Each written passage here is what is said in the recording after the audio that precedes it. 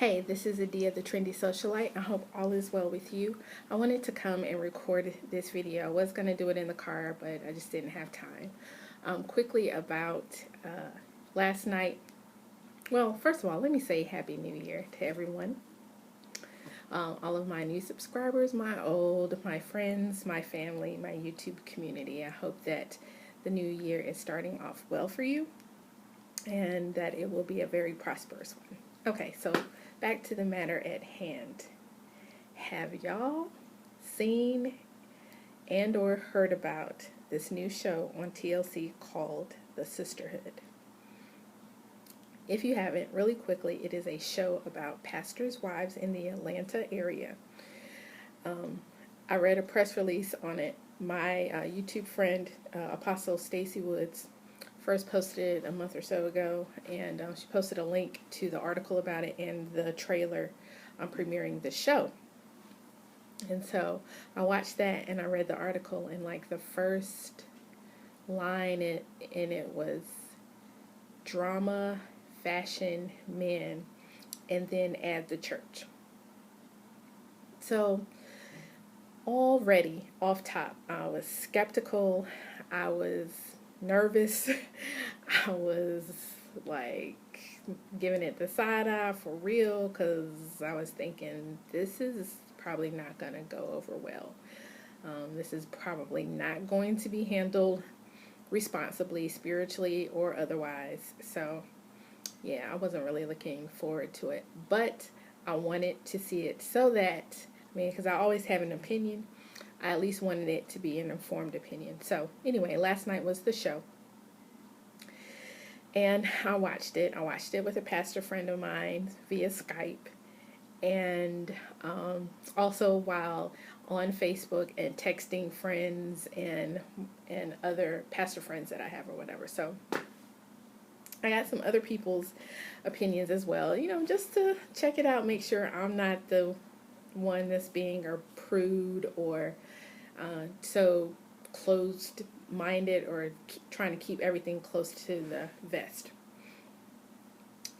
Let me just say my initial reaction to the show is, after having watched it, is the same as my reaction before.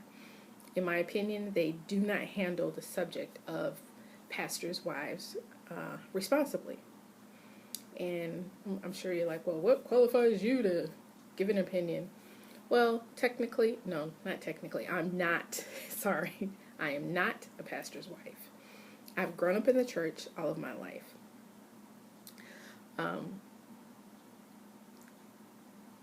I'm the daughter of a pastor.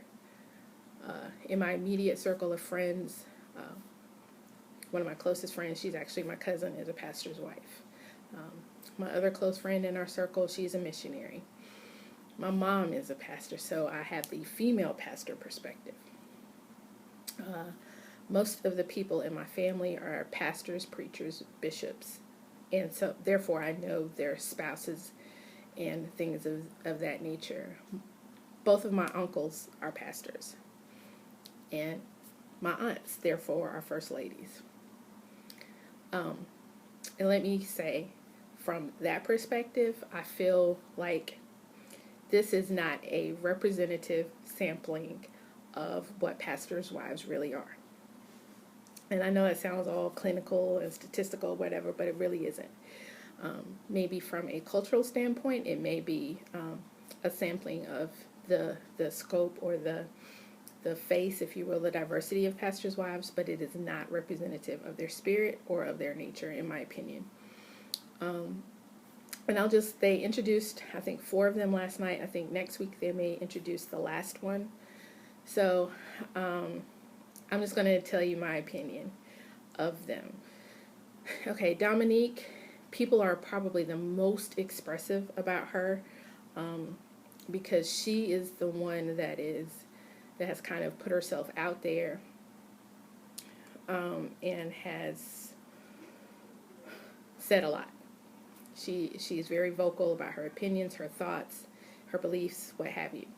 So, ergo, she comes under a lot of scrutiny. I have some questions Not that I deserve an answer, but I have some questions about the nature of her relationship with her husband and how that may have impacted his ministry.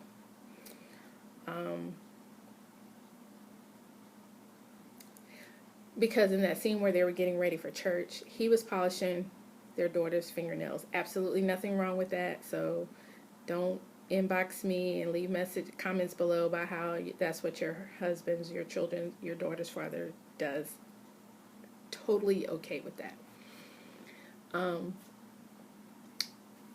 then he was helping her get dressed. And it's one thing, we all need help with things that we can't tie in the back and putting necklaces on and stuff like that. Got all that. But then when he was squatting down, lotioning her legs, that's where I was like, yeah, this is a little awkward for me to be watching. So I just really, really wonder about the dynamics of their relationship and how it impacted his ministry. That's a question I have. Maybe it will become clearer as the season goes on, but that's one thing that causes me some trepidation. Then there is, I'm not sure what her name was, but in their kind of introductory scene, her husband gave her handcuffs. Maybe her name was Christine or Christina or something like that. I don't remember, honestly.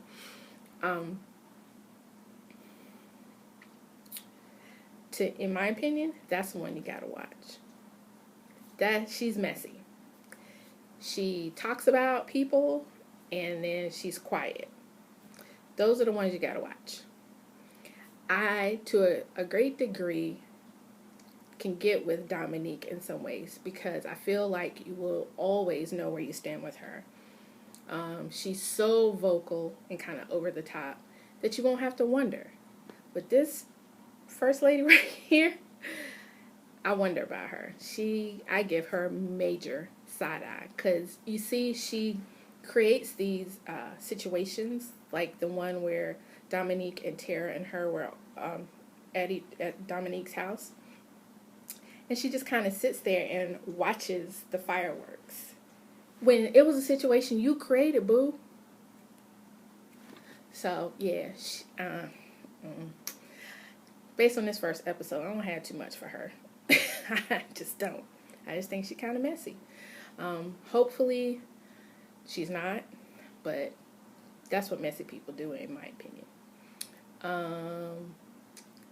No, maybe Christina was a Dominican one. Okay, anyway, then there is the, I guess, Pastor Anthony, I think, and I forgot what his wife's name is. She's the one that's Dominican.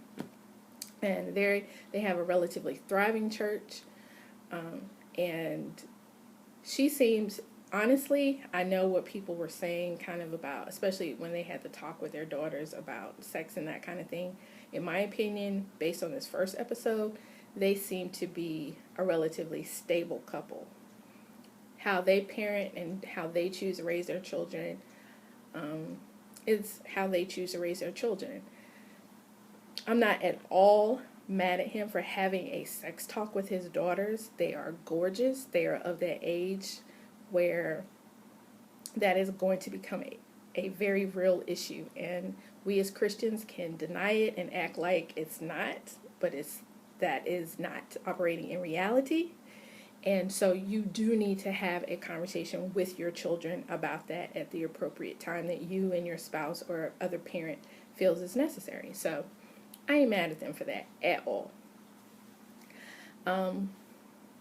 Maybe they edited out the part about the abstinence. I feel like that definitely should have been, considering the context of the show, that should have been the primary message that was conveyed, not just for his daughters, but for the rest of us out there, because there are some children who never have a talk about physical intimacy with their parents, and that would have been a prime opportunity to either facilitate that conversation or have that as a conversation starter, or to teach a young teenager that this is the way to go. Abstinence is the way to go.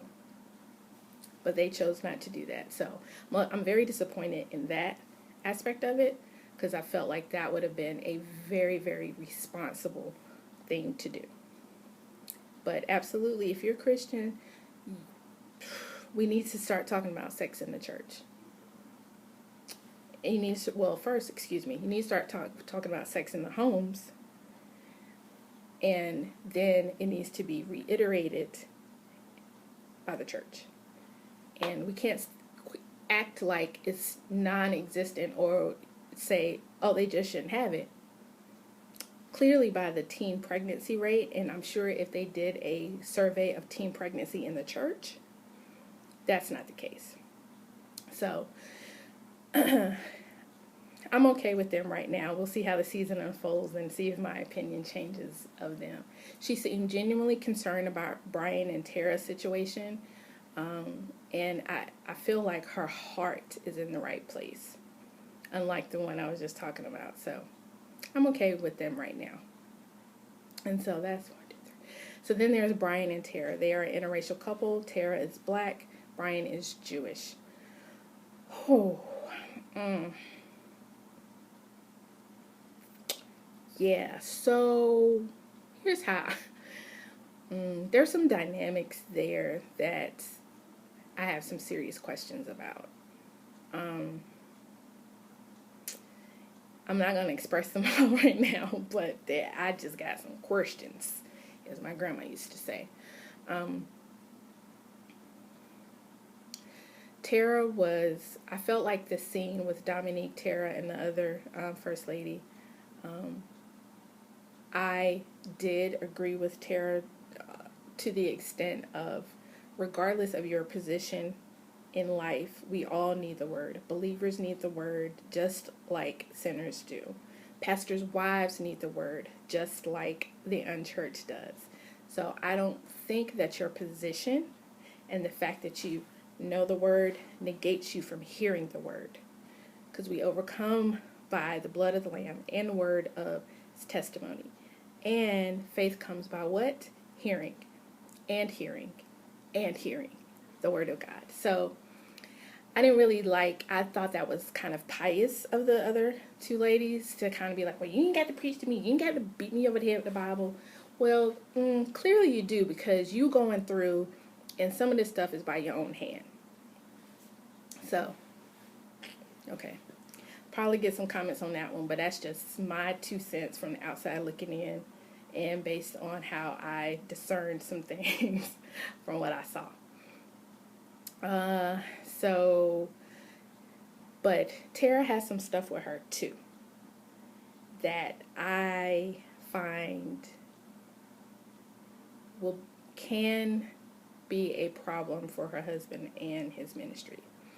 I am reminded of the story of Benedict Arnold, and we kind of know the story from a historical perspective, but I think there's an angle of the story that is often not told, and that's the fact that Benedict Arnold wasn't always Benedict Arnold the traitor, the treasonist. He was actually being groomed for leadership and great things in this developing country called the United States of America. But then there started to be kind of these rumors and complaints and murmurings about his wife, and about the fact that she was not responsible with their money, wasn't keeping their household the way that it was supposed to be kept according to those standards back in that time and things of that nature. And so he basically kind of lost it all, because as back in that time period they put it, he couldn't maintain his house. He didn't have control over his household. So that outside influence, so to speak, that had nothing to do with his military career, created, in my opinion, this set of circumstances that led to all of the treasonous acts that he was accused of. I know that may seem extreme, but Tara's passionate convictions, if not tempered in a godly way could cause her husband some problems in his ministry life going forward. That's just my opinion. Everything that you think up here, even if it's right, even if it's biblically sound, even if it's godly, does not need to come out of here. Some things are designed to be committed to prayer and prayer alone. Bible talks about when you pray in secret, God rewards you openly, meaning he answers your prayers, even if it's about someone else. So I think my heart towards Tara is I feel her. I do. I feel her. And a lot of what she says is right, but three things kind of mess her up. Her timing, her tone, and sometimes her lack of tact. So timing, tone, and tact. I got that from Joan London in the speech, and I've never forgotten it. I don't always abide by it, but I've never forgotten it. So that's that. If Tara were watching this, that would be one thing that I would ask her to consider when she's having conversations with people. Are those three things. Now, I know this is reality TV, and it's sensationalized and over-dramatized and all them other eyes in order to get ratings and videos like this and commentary and buzz and all of that kind of stuff. Got all that. But I think with any form of entertainment, and this comes from my educational background and what I studied in college, I look for the hidden messages. I look for all of those things, the various, the meanings, the implications of media messages. And this is a form of media. And I am really concerned about the potential messages that it could send. I'll be honest, I'm not as concerned about the world and what their view is, because we already know the vantage point that they're coming from, as I am about what this could do to the inner workings, the relationship building of the church. And if that is a little skewed, then it just makes it that much harder to reach the lost. So I feel like there's going to have to be some reckoning and some I don't know, there's just going to have either I pray that the show improves in terms of their message that they're sending, but yeah, as of right now, it's not very responsible from my perspective.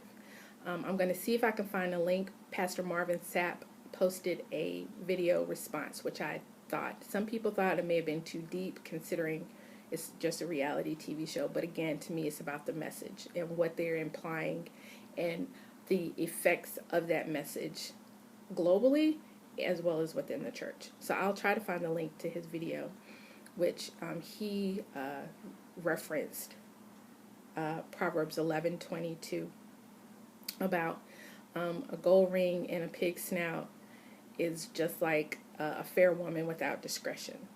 And that's sort of how he characterized the show in terms of some of the women and some of their behavior lack discretion, which is kind of how I feel about the whole thing. So I'll try to find that link below. Also, I will post the links to my girl, Apostle Stacey Woods, and her 2-part response or reaction to watching the Sisterhood. Love to hear your comments below. You all take care and be blessed. Bye.